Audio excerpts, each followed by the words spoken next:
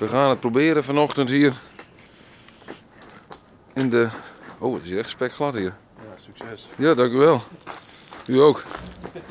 Zo, nou. Dit is bij me achter huis. Het is hier spekglad. Wow.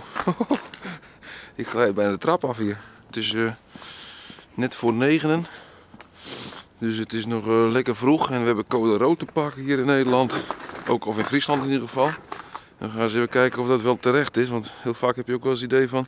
Het slaat nergens op, maar ik glij nu al bijna weg. Zo. Ja, dit is gewoon een grote ijsbaan. Dit bereiden ligt bij. Nee, hier kun je echt niet op rijden hoor.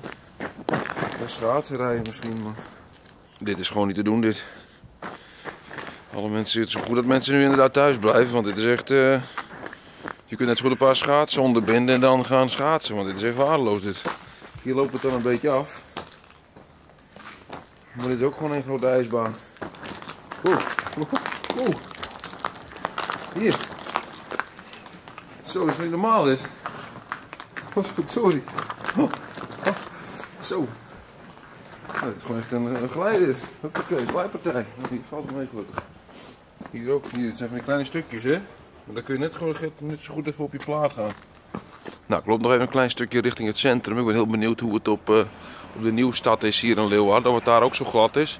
Of dat daar gewoon gestrooid is. Nou kijk, hier probeert een meneer zijn auto los te bikken uit de ijs hier. Hier. Lukt het een beetje meneer? Ja hoor. Mooi.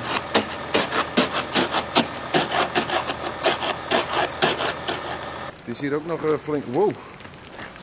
Zo. Het is hier ook nog flink glad hier. Maar het is inmiddels wel gestrooid blijkt het, want het is wel zacht. Zacht, maar... Ja, het is wel glad. Het is wel glad hè? Ja. Lukt het een beetje mevrouw? Nou, ja hoor. Ja? Dan moet je me niet gaan filmen als ik val. Goed concentreren nu natuurlijk. Ja.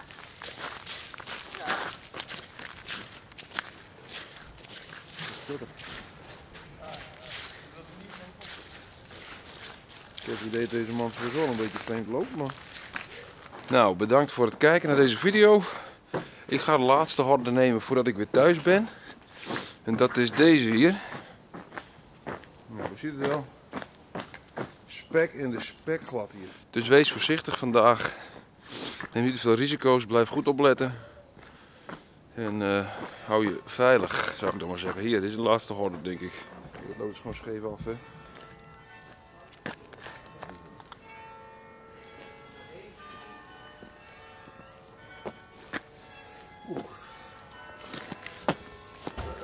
Zo.